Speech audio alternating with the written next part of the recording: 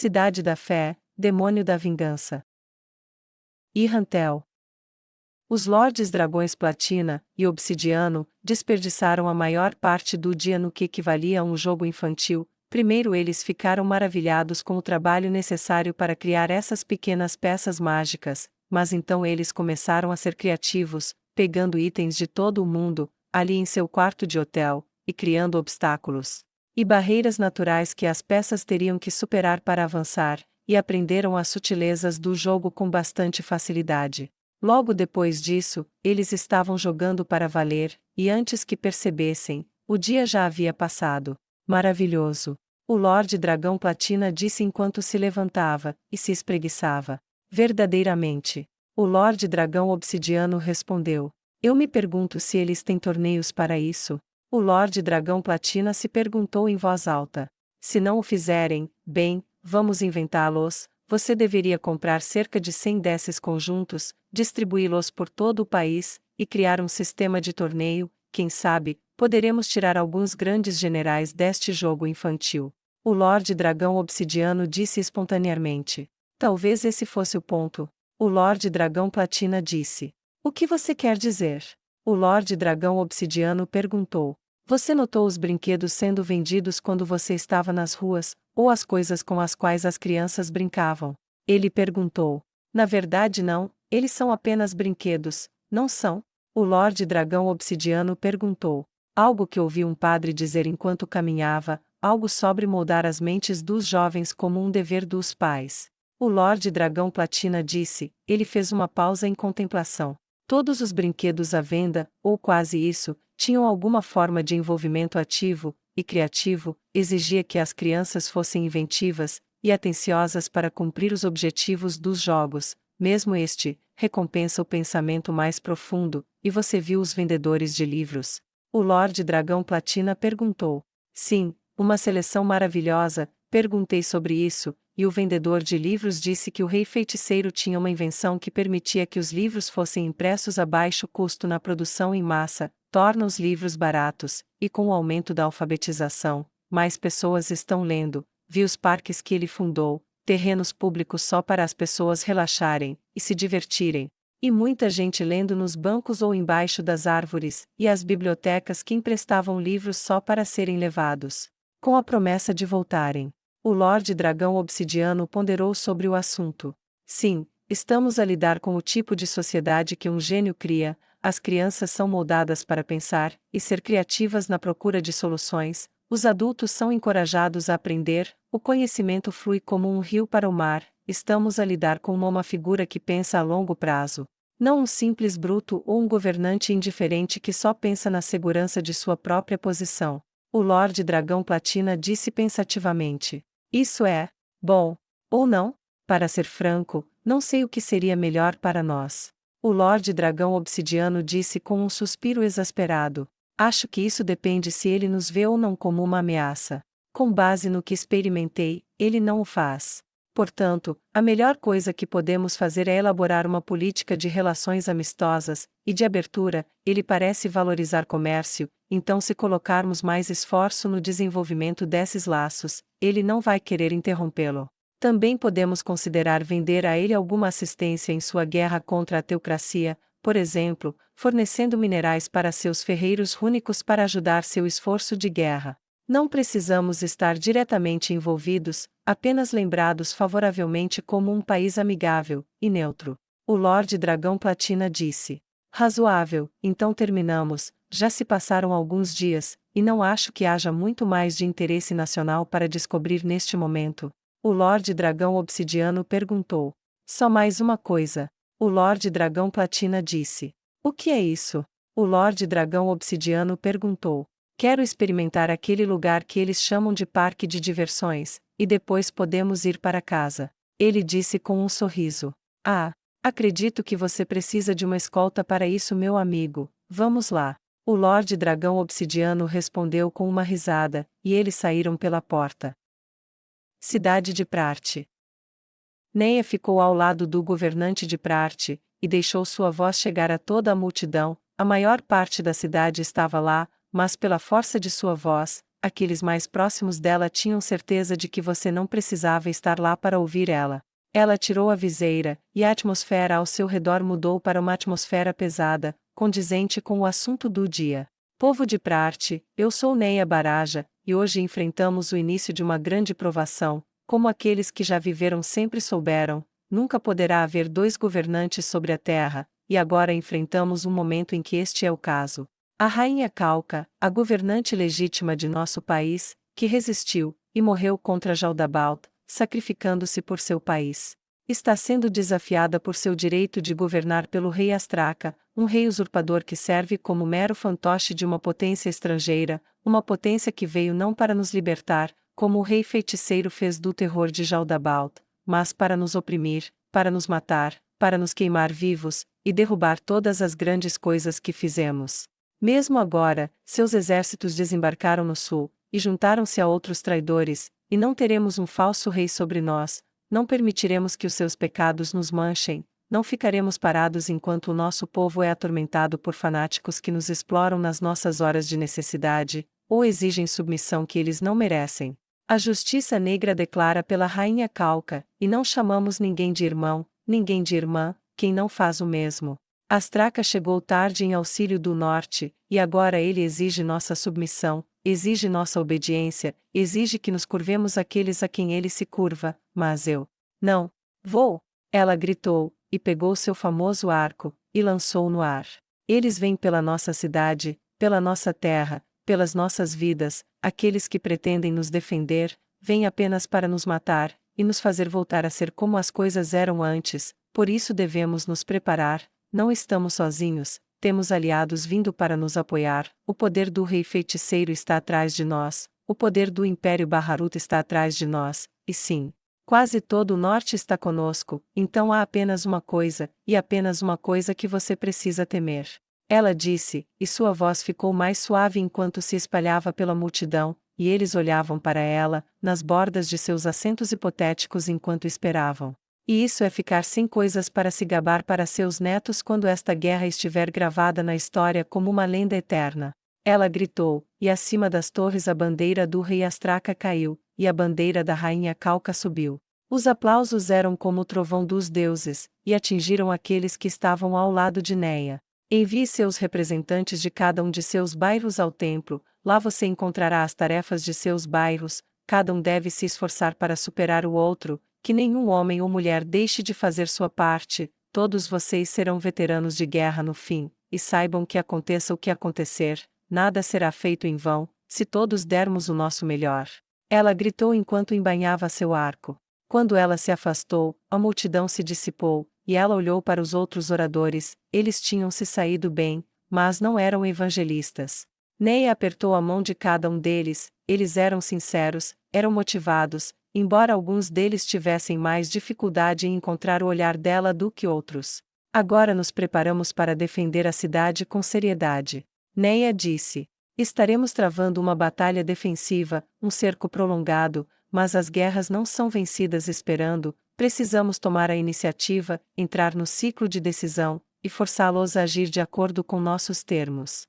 Mas vou retirar um contingente de soldados, e vamos fazer o rei Astraca dançar para nós. Ela sorriu com alegria selvagem, mas Tinamok falou. Eu tenho que me opor. Ele disse com firmeza. Por quê? Ela perguntou, e seus olhos se voltaram para ele com violência, fazendo seu amigo tremer quando ele foi pego pelo olhar gelado. Você perdeu a fé em mim depois de Vemark? Você não acha que eu posso lidar com isso, por causa do que eu deixei acontecer, por causa dos meus erros? Bem? Ela explodiu. Skana tocou seu ombro, e sussurrou. Neia. Não faça isso. Neia percebeu o que estava fazendo, forçou-se a se acalmar, e então voltou a olhar para os pés, envergonhada. Sinto muito, Por favor, diga o que você ia dizer. Skana deixou seu braço cair novamente. As pessoas desta cidade veem você como um símbolo, você é a esperança deles, você é o foco do moral deles, mesmo que você saia com a intenção de ajudá-los a lutar. Eles ainda verão que você está deixando-os. Isso enfraquecerá sua determinação bem mais que 100.000 cavaleiros no portão. Você deve ficar aqui, deixe outra pessoa ir. Tinamok disse apaixonadamente. Neia suspirou pesadamente. Você está certo, é claro. Acho que estou. Só querendo compensar isso ainda. Eu irei. Skana disse. Passei pelo mesmo treinamento, tenho praticamente a mesma experiência, posso lidar com isso. Além disso, deve ser alguém que te conheça bem, para que possamos prever uma outra mesmo quando não estamos em comunicação. Neia cerrou o punho. Ela queria dizer não, mas era a melhor resposta. Tudo bem, faça isso, reúna o que você precisa, não muitos, você vai se mover rápido, vai tornar a vida deles muito desagradável, mas não se envolva em nenhuma briga campal se puder evitá-la, não morda nenhuma isca que eles oferecerem, e claro, volte para mim em segurança. Ok? Ela perguntou. Skana entrou correndo, e roubou um beijo de Neia, então agarrou suas mãos, e disse: eu diria, me deseje sorte, mas pretendo fazer a minha no caminho. Ela sorriu. Tudo bem, vá, e comece. Neia disse com pesar, e quando Skana partiu, ela se virou para Tinamok. Eu realmente sinto muito pelo que aconteceu antes, eu não quis dizer isso. Perdoado, e esquecido. Tinamok disse com um aceno de mão desdenhoso. Mas você vai ficar aqui? Neia perguntou. Você realmente quer se preparar para um cerco em vez de ficar na estrada? Ele riu. Onde estou mais seguro, atrás de paredes grossas, e muitas espadas, e armaduras. Ou na estrada com nada além de minha barriga protegendo minhas entranhas de objetos pontiagudos. Ponto percebido. Ela disse, fazendo um trocadilho perverso, e provocando uma risada. Tenho trabalho a fazer, então vejo você de volta no hotel. Tinamok disse, e partiu também. Venha Ceze, quero ver como estão as coisas. Neia disse, e acenou com a cabeça para os funcionários do governo atrás dela. Ceze o seguiu, eles desceram os degraus lentamente, e Neia começou a caminhar pela rua. Poderíamos cavalgar. Ceze sugeriu. Poderíamos, mas é melhor para eles nos verem andando entre eles. Neia disse. Por quê? Ceze perguntou. Um livro dos Supremos dizia que os responsáveis devem ser vistos, é bom para o espírito deles. Neia respondeu. E ter vindo de algo dos Supremos foi resposta suficiente, e Ceze arquivou esse conhecimento. Embora no início fosse lento, a cidade ganhou vida, e as pessoas enchiam sacos com terra e areia, afiavam espadas, faziam flechas, e colocavam feixes delas perto de onde os arqueiros seriam posicionados. Além da cidade, os marcapassos corriam cordas marcadas em intervalos iguais para mostrar o alcance do tiro, e nos espaços mais abertos, máquinas de cerco estavam sendo construídas. A cidade fervilhava como um formigueiro sobre um monte de açúcar. Diga-me, Ceze, o que você acha dos humanos? Neia perguntou. Ceze encolheu os ombros. Não me importo. Bem, eu sou humana. Neia perguntou. Gosto de você. Ceze disse. Mas não a maioria dos humanos. Neia perguntou. Ceze encolheu os ombros. Se eu não conheço, não me importo. Neia coçou a cabeça um pouco com isso. Acho que faz sentido, é preciso um deus como o rei feiticeiro para se preocupar com todos do jeito que ele faz. Sim. Ceze disse. Você realmente quis dizer que eu deveria governar? Neia perguntou, voltando seu olhar para um camponês que estava trabalhando duro serrando uma tábua. Ela acenou, e sorriu, e ele acenou de volta, e acelerou o passo. Sim. Ceze disse. Sou apenas uma escudeira deste país. Ela acrescentou perplexa. Peça mais. Ceze disse. De quem? Neia perguntou. Lord Ains. Seja uma paladina do reino feiticeiro. Ceze disse em seu tom monótono habitual que fazia tudo parecer óbvio. Eu? Não tinha pensado nisso. Neia disse. Mas eu tenho responsabilidades para com Lord Ains como cidadã deste país, não tenho? Neia perguntou incrédula. Será dele também? Ela respondeu. Então controle o que ele diz. Ela adicionou. Neia contemplou isso durante o resto de sua caminhada pela cidade, virando-a enquanto acenava, apertava mãos, e elogiava os esforços.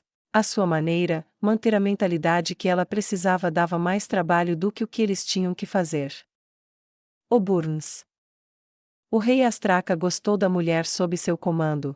Ela estava lá por escolha própria, e demonstrou isso por suas respostas apaixonadas, por mais que a cabeça dele estivesse em outro lugar. O corpo brutalizado daquela camponesa estúpida e morta ainda perturbava sua consciência, mas o pior era que ele não havia conseguido nada dela. A mulher embaixo dele, porém, parecia realmente com ela, e isso tornava o acoplamento ainda mais doce enquanto ela se debatia embaixo dele ou saltava sobre ele. Ela podia mover os quadris como uma cobra faz com seu corpo, e quando eles encontravam a liberação comum, ele realmente permitiu que ela ficasse em sua cama por um tempo antes de mandá-la embora correndo.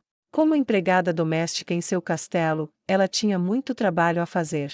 As missivas já haviam sido enviadas, e os soldados já estavam em movimento. Eles estariam ocupando as aldeias mais próximas antes do fim do dia, e então seus engenheiros começariam a fazer pequenas fortificações para segurança e implantação rápida. Ele estrangularia esta rebelião como um bebê em seu berço. Haveria um rei, não uma rainha em Oburns. Enquanto ele vivesse. Gil Crestres e Robel observaram os soldados deixarem a cidade, e eles se moviam como relâmpagos lubrificados em suas montarias mortas-vivas. Os soldados estavam em sua maioria a pé, o que significava que era fácil para os cavalos incansáveis que tinham chegar às aldeias mais próximas e enviar alarmes alertando os outros dos soldados que partiam. Ainda levaria tempo, mas com o expresso pônei morto-vivo que seu Deus havia inventado, provou-se fácil transmitir mensagens de uma aldeia para outra, e fácil montar esses fortes mortos-vivos em carroças para puxar reforços e permitir a entrada, ou saída, dos não combatentes. Eles se separaram na primeira aldeia, e davam o alarme onde quer que fossem, gritando: Astraca está chegando! Astraca está chegando! Astraca está chegando! Se estas fossem milícias de aldeias comuns, ou aldeias sem milícias, isso teria sido motivo para fugir ou deitar, e morrer, mas a fé do rei feiticeiro, e a sua copiosa produção, e distribuição de armas, e a sua ênfase na disciplina através do treinamento criaram um novo tipo de aldeão, mesmo que não fossem profissionais em armas, eram robustos, fortes, corajosos, e acima de tudo, estes, tinham algo pelo que lutar. Assim, os camponeses impróprios para o combate devido à grande juventude ou idade avançada começaram a evacuar, e outros mensageiros saíram, e os milicianos de diferentes aldeias começaram a unir forças na estrada, reunindo-se em números cada vez maiores, estavam prontos em poucos minutos para partir. Eles não precisavam de longas filas de abastecimento, iriam lutar, e depois retirar-se-iam para suas casas, se possível. Nada iria tirar nada deles, não sem uma dura luta contra muitos irmãos e irmãs preparados para morrer. Dezenas tornaram-se centenas, e centenas tornaram-se milhares, e enviaram batedores para rastrear os movimentos do inimigo. Norte de Kedin. Gustave Montagne estava feliz, atrás dele a cidade de Kedin tinha levantado a sua bandeira para a rainha Calca, e os instrutores da Rosa Azul e da Justiça Negra estavam a fornecer orientação conjunta à população bem armada, e confiante de que iriam de fato segurar o muro uma segunda vez. Além disso, ele tinha vários voluntários da própria cidade, mais paladinos vermelhos, e alguns sacerdotes encontrados na estrada escolheram se juntar a ele, e se isso não bastasse, ele continuou correndo para membros camponeses da Justiça Negra que já estavam armados, e prontos para lutar, e ficou feliz em se juntar a ele em sua marcha para o norte. Quando questionado sobre onde iria se posicionar, ele respondeu: só há um lugar para ir, para onde todos irão. Iremos para Prarte, tenho certeza que encontrarei remédios lá, e então poderei terminar o que nunca deveria ter começado. A maior parte de sua resposta passou despercebida, mas tudo o que importava era que ele estava indo para onde estava a luta, isso era motivo suficiente, e suas fileiras começaram a aumentar. Sala do Trono de Nazarick. Agora vá, encontre-a. Ains disse depois de explicar o que aconteceu no Reino Dracônico, e o que eles deveriam fazer. E com isso, ele acenou para Chautiar, e vários portais foram abertos, cada um para outro reino, cada um de seus servos mortos-vivos equipados com um item que lhes permitiria lançar o mesmo feitiço que ele havia usado, e cada um carregando o que ele acreditava ser um dos fios de cabelo para rastreá-la. Foi um processo de eliminação bastante rápido. Depois de alguns minutos, um após o outro os servos retornaram. Um relatório negativo do Conselho Estadual de Argland. Um relatório negativo do Reino Dracônico. Um relatório negativo da Teocracia Slane. Um relatório negativo da Cidade-Estado Aliança. Um relatório negativo de Abelion Hills. Um relatório negativo de Reestize. Então o último retornou. Mestre, eu encontrei um sinal. Mas não posso prosseguir, ela é muito rápida. O servo Lit disse. Muito rápida. Ela está a cavalo, talvez. Ains perguntou em voz alta, e acariciou o queixo pensativamente. Isto não se pode dizer, senhor, peço desculpas pelo meu fracasso. Disse com sua voz rouca. Entendo, não pense nisso, você não pode fazer o que está além dos limites da sua forma, enviarei outro para recuperá-la. Ains respondeu, e dispensou os lites. Suponho que ela esteja viva, mas se estiver se movendo rápido, pode estar fugindo de alguém. Ele disse para si mesmo, ele convocou Demiurgo imediatamente. Demiurgo, descobrimos onde Vanisa está, mas o Lit relata que ela está se movendo muito rapidamente, e ainda está muito longe para ele persegui-la por conta própria. Tenho dúvidas sobre o que aconteceu com ela. Ains disse com um aceno de mão, gesticulando para Chaltiar abrir o portal. Demiurgo curvou-se. Claro, meu senhor, e quando eu recuperá-la, depois que você terminar de fazer perguntas, seria pedir demais que eu tivesse permissão para fazer música com ela novamente, realmente já faz muito tempo. Claro, agora vá, antes que o que ela teme a esteja perseguindo, a alcance. Ains respondeu. Demiurgo passou pelo portal, e se viu vários quilômetros além de onde o sinal sugeria que ela estava. Ele tinha um pouco de tempo, seria apenas uma questão de minutos. Ele olhou em volta, era uma planície aberta, uma simples estrada de terra cortada na grama. Ele bufou com desdém, trabalho grosseiro de humanos não guiados, desprezível. O rio balbuciava ao seu lado, e para passar o tempo ele fingiu que estava falando com ele. Sim, você está certo, bom rio, Ains é realmente um gênio que irá melhorar muito esta terra patética. Ele disse com um sorriso. Não, não, claro que não, bom rio. Você certamente deve estar louco se pensa que eu iria alimentar você com um dos servos de Lord Ains. Que audácia! Ele disse com uma gargalhada, fingindo estar ofendido pelo balbucio muito rude das águas. Ele olhou para cima, e olhou para longe, ela deveria estar muito perto agora, mas ele não viu um cavalo ou carroça, nada que pudesse carregar um humano em um ritmo mais rápido do que um Lit ancião poderia se mover. Seus olhos de cristal eram duros por natureza, mas agora eram duros por temperamento, e ele olhou de volta para o rio, e foi então que viu o corpo. Os longos cabelos loiros eram impossíveis de confundir com qualquer outra pessoa, ela se movia rapidamente com a corrente. Demiurgo franziu a testa, ela obviamente havia sido torturada, mesmo dessa distância isso era óbvio. Ele usou sua magia, e a puxou do rio, e a deitou de costas na grama. Seu corpo estava nu, e muito maltratado, ela havia sido cortada em tiras, mesmo com a pele no estado atual, era óbvio que ela havia sido espancada. No peito, esculpida em cortes finos, estavam as palavras serva fiel. Foi um final sombrio para o talentoso músico. Demiurgo soltou um suspiro um tanto arrependido, e pediu ao seu senhor que abrisse um portal. Meu senhor, estamos voltando. Ele disse, e então se corrigiu. Estou voltando, quero dizer. Você? Não vocês dois? Ains perguntou curioso.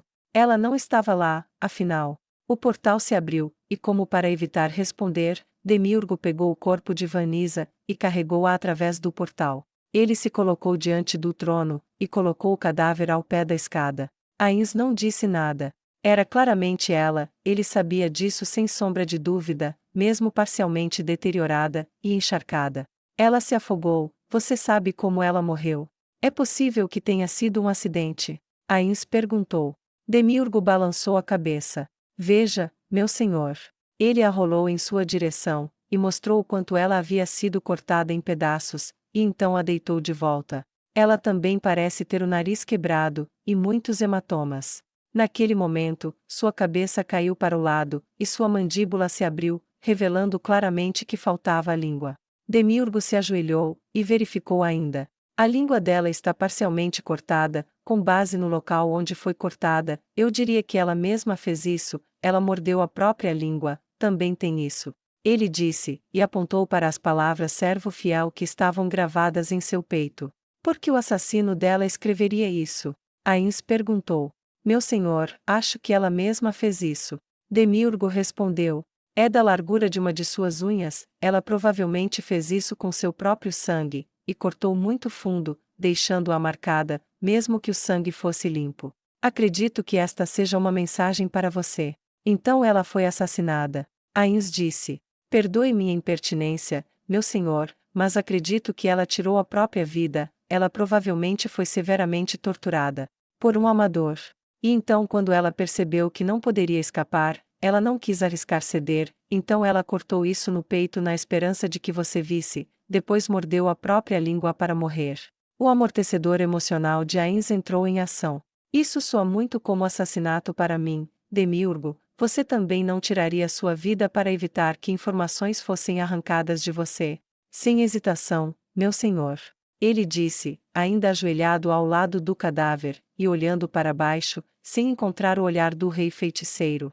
Bem, ela obteve uma vitória sobre eles, presumo que ela não deu nada a eles, quem quer que fossem. Seu amortecedor emocional foi ativado novamente. Mas uma vitória não é suficiente. Ele disse enquanto sua raiva aumentava. Eles devem ser totalmente esmagados no mais sombrio desespero, e até mesmo isso deve ser negado. Enrole o corpo dela, e preserve-o por enquanto. Primeiro, diga-me como você a encontrou, porque ela estava se movendo tão rápido. Ains perguntou. Senhor, ela estava flutuando o rio abaixo, a correnteza era rápida, por isso ela parecia estar viva, e em movimento ao ser rastreada. Demiurgo respondeu. Esse rio corta muita terra, ela foi encontrada no reino sagrado, mas isso não significa que ela foi morta lá, ou que algum dos delegados seja culpado. O reino dracônico ainda pode ser um lugar perigoso. Ela estava carregando dinheiro à noite, ela poderia simplesmente ter sido sequestrada por um criminoso sádico, torturada por diversão, roubada, e depois morta. Ains ponderou. Bem, suponho que teremos que perguntar a ela. Ele disse. Perdão, meu senhor? Demiurgo perguntou. Seu corpo está severamente mutilado, em alguns aspectos pior do que Calca era, e ela também não é tão poderosa quanto a rainha. Ela sobreviverá à ressurreição. Ains deu uma risada maliciosa. Eu disse alguma coisa sobre ressurreição? Não. Isso é diferente. Venha comigo. Ains disse, e ele saiu da sala do trono, com Demiurgo seguindo atrás dele. Meu senhor, este humilde pode perguntar suas intenções? Demiurgo perguntou enquanto o silêncio de Ains o mantinha em suspense. Não. Ains disse. É melhor mostrar a você. Demiurgo ficou quieto novamente, e se viu no tesouro seguindo seu mestre. Diga-me, Demiurgo, o que você sabe sobre morfomancia? Ains perguntou. Nada, meu senhor, por favor, perdoe minha ignorância. Demiurgo disse fervorosamente. Está tudo bem, não era uma escola popular de magia, a maioria daqueles que a praticavam faziam isso por brincadeira, transformando outros em galinhas, porcos, e durante aquele hack, árvores gigantes em seus níveis iniciais. Ains disse enquanto vasculhava uma prateleira até encontrar o que queria, e começou a caminhar de volta. O que é realmente interessante sobre isso, porém, é o que ele poderia fazer nos níveis mais altos. Nos níveis mais baixos, era usado por pessoas como eu para pegadinhas e distrações para afastar as pessoas. Os usuários de nível intermediário podiam fazer coisas mais tortuosas, disfarçar-se de árvores, disfarçar itens como itens diferentes. Era um outro nível de jogo se você se esforçasse. Como magia de ilusão, meu senhor? Demiurgo perguntou. Não, a ilusão era apenas uma questão de aparência, a morfomancia muda a coisa em si, e para aqueles níveis iniciais, era apenas temporária. Por exemplo, um morfomancer de primeiro nível poderia transformar um inimigo de nível igualmente baixo em uma galinha por 3 segundos. Morfomancer de nível médio poderia transformar uma rocha em uma árvore de tamanho aproximadamente igual, desde que não excedesse muito a massa do alvo, e desde que não houvesse resistência a ser superada. Bem, não havia problema. Mas fica realmente interessante. Nos níveis mais altos. Ains disse, e Demiurgo ouviu extasiado. Nos níveis mais altos você poderia alterar as espécies, por exemplo, um morfomante de nível 100 poderia transformar um arquidiabo em um arcanjo, e a quantidade de tempo que a mudança duraria dependia da resistência do alvo, desde o fracasso completo até o permanente. Entendo, meu senhor, mas o que isso tem a ver com isso? Demiurgo perguntou. Que resistência mágica um cadáver humano de baixo nível tem? Ains perguntou. Nenhum, meu senhor. Demiurgo respondeu. Então isso será permanente, você não acha? Ains perguntou. Sim, meu senhor, mas... Demiurgo parou. As portas da sala do trono se abriram, e Demiurgo teve que se mover rapidamente enquanto o passo de seu senhor se tornava mais rápido, e mais decidido, ainda assim. Ele seguiu atrás de seu senhor enquanto eles se aproximavam do corpo tão abusado de seu falecido servo. Ele pegou o pergaminho, e segurou-o sobre o cadáver de Vanisa. Mude de forma, Eríneas. O pergaminho queimou, e a luz azul girou ao redor do cadáver, seus braços se abriram, suas pernas se abriram, e começaram a engrossar com mais músculos, suas mãos mudaram de modo que suas unhas ficaram pontudas, e mais afiadas que uma agulha, e suas orelhas ficaram afiadas em suas pontas, as fitas de músculos e carne rasgados que estavam penduradas em suas costas se esticaram ainda mais, e ficaram pretas enquanto formavam asas de morcego em suas omoplatas, chifres gêmeos brotavam da frente de sua cabeça, e se curvavam para cima, e sua pele adquiriu um tom mais dourado. Mas ainda assim ela ficou lá. Meu senhor, qual é o sentido de um morto? Seja lá o que for. Demiurgo perguntou. Ains escolheu responder através de suas ações, e ele disse: verdadeira ressurreição.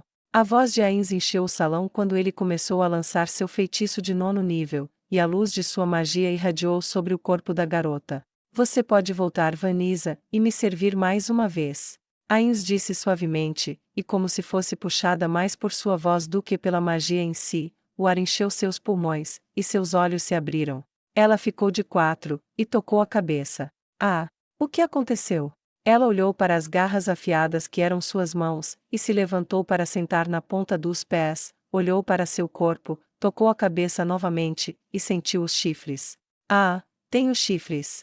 Por que eu tenho chifres? Ela gritou, e a ponta de uma asa tocou seu pé. Ela olhou, e viu as asas brotando de suas costas. Por que eu tenho asas? Então ela viu o rei feiticeiro parado de lado. Mestre! Ela disse, e se prostrou, e sua voz mudou para a inteligência auditiva que ele conhecia muito bem. Senhor, o que aconteceu comigo? Simplificando, você morreu, eu esperava que você pudesse me dizer como. Ele respondeu. Não sei. Estava respondendo perguntas para a rainha, saí, aí algo me atingiu, e fui nocauteada, eu lembro. Ela fechou os olhos com força, lembro da dor.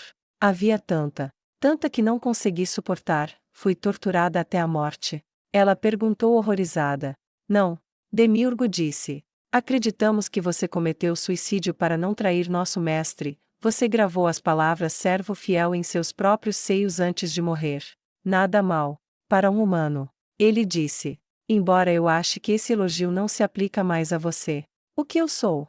Ela perguntou tocando as partes desconhecidas de seu corpo em total confusão. Você é uma Eríneas, também conhecida como Fúria. Ains respondeu. Ela fez beicinho. Senhor. Ainda não sei o que isso significa. Oh, sim. Uma fúria é uma espécie de ser feminino demoníaco, às vezes adorado em outro mundo como uma espécie de deusa, simplesmente, elas punem os culpados. Você parece ter herdado a natureza de Tisífone, a vingadora do assassinato, se suas garras e asas servem de alguma pista. Ains disse. Acredito que você não esteja infeliz com seu novo corpo, sua forma humana tinha muito poucas chances de sobreviver à ressurreição, então primeiro transformei seu cadáver em algo mais fácil de sobreviver. Combinar duas disciplinas mágicas é impossível para a maioria, mas para mim é simplesmente uma questão de vontade, brincadeira de criança. Ela se prostrou diante dele. Meu mestre salvou minha vida, me deu um futuro, e me deu uma nova forma. Uma nova vida, verdadeiramente você é um Deus melhor do que este mundo merece. Foi a sua vontade, então meu corpo foi seu para fazer o que bem entendesse. E você escolheu me dar o melhor, e agora vou usá-lo a seu serviço, até que este fique mais rasgado que o anterior. Eu verei meu velho corpo. De novo? Ela perguntou curiosamente. Recolha suas asas, e você deverá retomar sua aparência anterior, para melhor permitir que você se mova entre os humanos. Ains disse, e ela experimentou, percebendo que tinha algo a ver com os músculos das costas ou omoplatas, ela flexionou, e tentou puxá-las para dentro, algumas tentativas depois, ela estava como antes. Senhor, é incrível.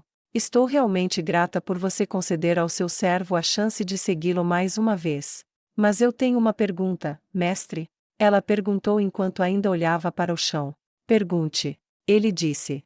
Ela abriu as asas, e sua forma mudou de volta para a da fúria, e ela se levantou, colocou as mãos atrás dela, na parte inferior das costas, logo abaixo das asas, e ela se inclinou para frente em toda a sua gloriosa beleza e nudez, e com um sorriso atrevido perguntou: ainda é bonito de se ver. Ela riu. E acrescentou algumas batidas de suas novas asas para garantir. Apesar de tudo isso, seus olhos estavam cheios de uma ira sádica, e de um desejo de fazer música novamente. O amortecedor emocional de Ainz acelerou quando ele gritou: O Vaag! E Demiurgo não conseguia parar de rir.